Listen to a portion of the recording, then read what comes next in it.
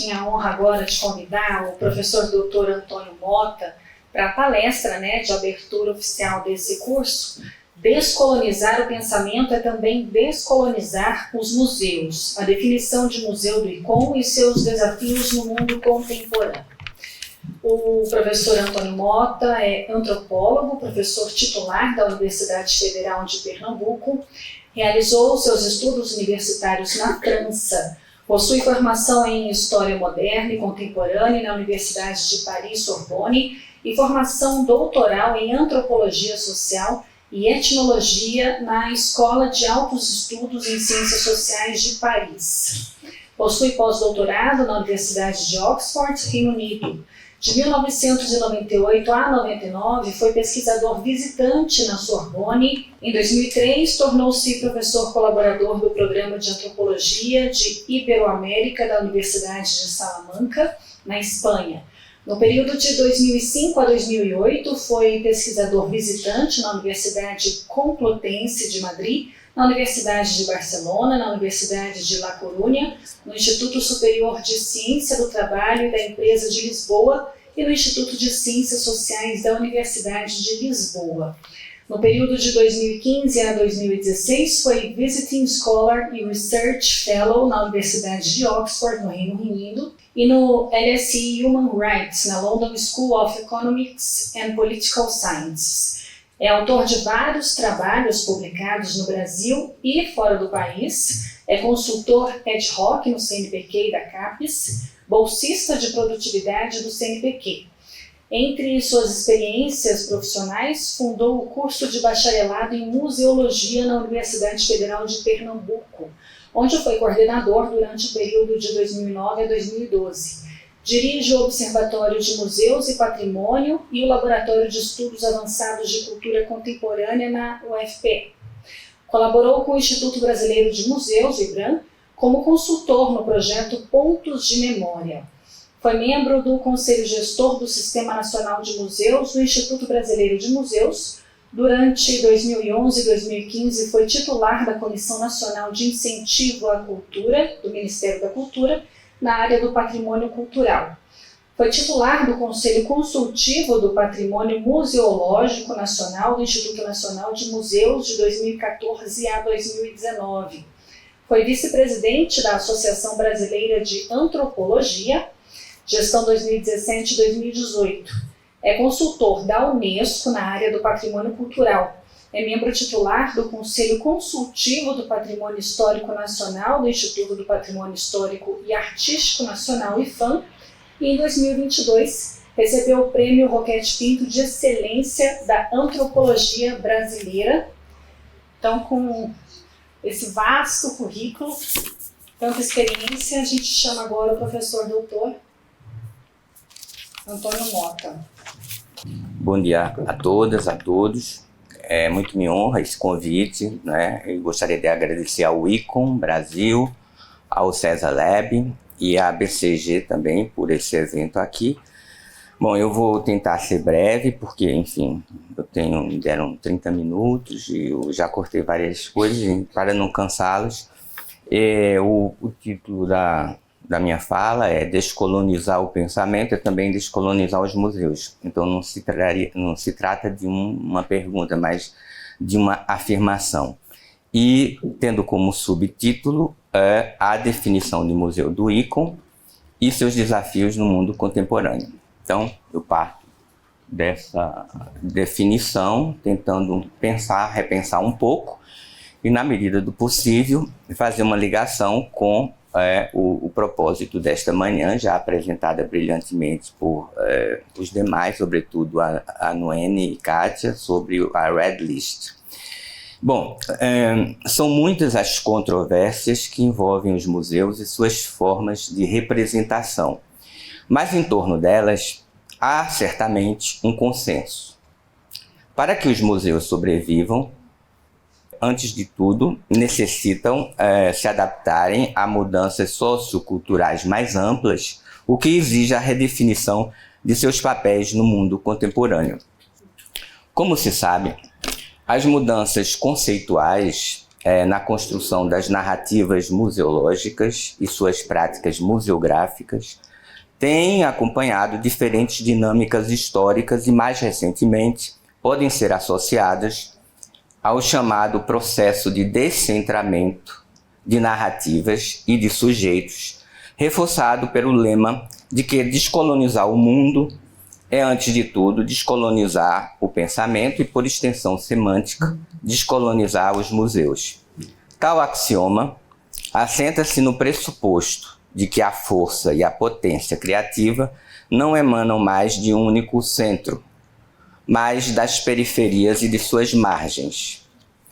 Convém notar que, desde a segunda metade do século passado, esse deslocamento de foco e de compreensão conceitual tem produzido fortes ressonância no campo dos museus, momento em que o pensamento ocidental foi questionado e começou a perder sua centralidade ou lugar de poder e domínio em relação ao resto do mundo.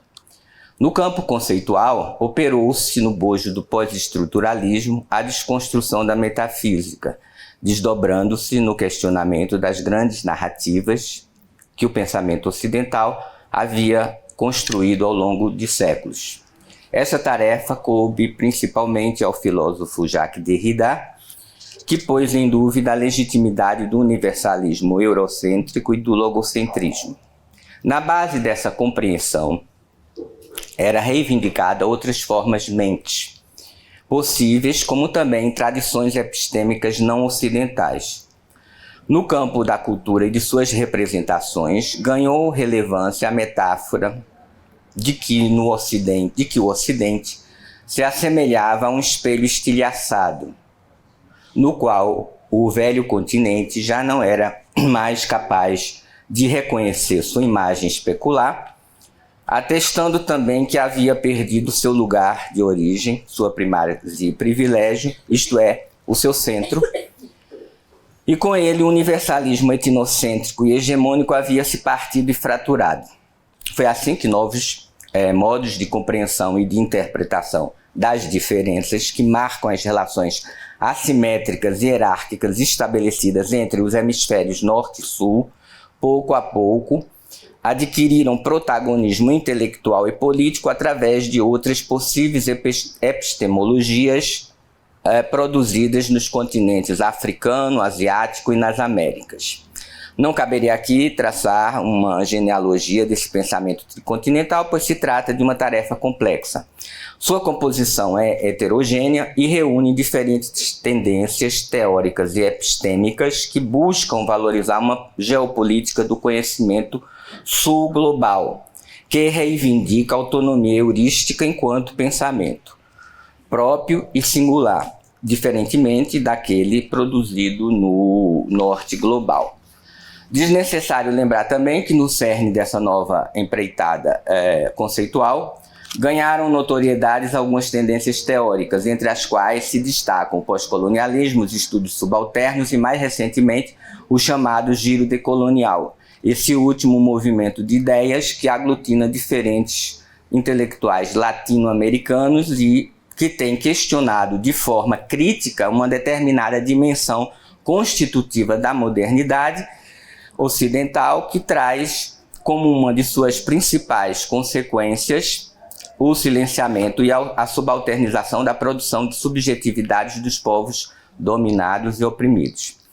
No campo dos museus, essa tendência crítica tem se reverberado de formas diversas. Uma delas é o questionamento sobre o próprio sentido, pertinência e função das instituições museais, assim como seus desafios no mundo contemporâneo. Neste sentido, é importante destacar o esforço empreendido pelo International Council of Museums, no ICOM, que buscou pensar e formular essa nova definição de museu, tendo para isso mobilizado discussões sistemáticas com profissionais de várias partes do mundo. Sendo assim, minha proposta aqui é problematizar e discutir, a partir da nova definição de museu do ICOM, algumas ressonâncias e alcances semânticos e interpretativos, principalmente quando aplicadas às diferentes formas e tipologias museais no mundo contemporâneo, ou seja, em um mundo cada vez mais globalizado e complexo, em que fenômenos socioculturais, até então pouco visíveis, têm exigido inúmeros desafios, sobretudo novas perspectivas de entendimento e de compreensão da realidade. Bom, o segundo tópico da minha apresentação: reconhecer diferenças sem produzir desigualdades. Tornou-se lugar comum, e todos vocês sabem, na historiografia nacional brasileira, se afirmar que a emergência e consolidação dos museus no Brasil estiveram associadas a determinadas construções discursivas sobre a formação e construção da nação. Tomemos como exemplo uma referência histórica importante e que, de certo modo, influenciou os primeiros museus fundados no Brasil no século XIX. Trata-se da premissa universalista inspirada no velho axioma iluminista, que considerava os museus como locus de salvaguarda e conservação de bens culturais vinculados a um conjunto de valores históricos sociais comuns que uniam determinado povo, conferindo-lhe o sentido de pertencimento a uma determinada comunidade nacional.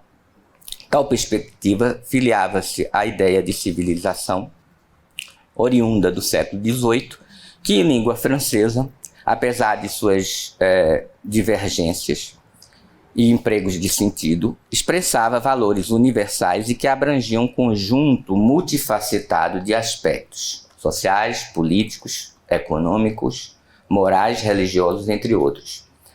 Fortemente influenciado por esse ideal, os primeiros museus no Brasil desempenharam um papel importante na construção da ideia de nação, tendo como foco a coleta seletiva e acumulativa de objetos considerados relevantes para a conservação de conhecimentos perdidos em épocas passadas, com o propósito de divulgar a suposta missão civilizatória da nação.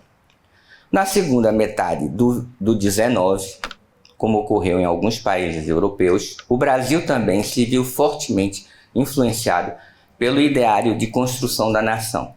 Foi nessa época que se desenharam os contornos de uma identidade nacional brasileira que se queria moderna, de acordo com os ditames europeus de civilização, mas que contraditoriamente não se desvencilhava dos problemas de uma sociedade etnicamente diversa e socialmente desigual, que, segundo o corolário vigente à época, ameaçava a concretização de projetos de futuro comum então almejados, direcionados ao fortalecimento do Estado-nação.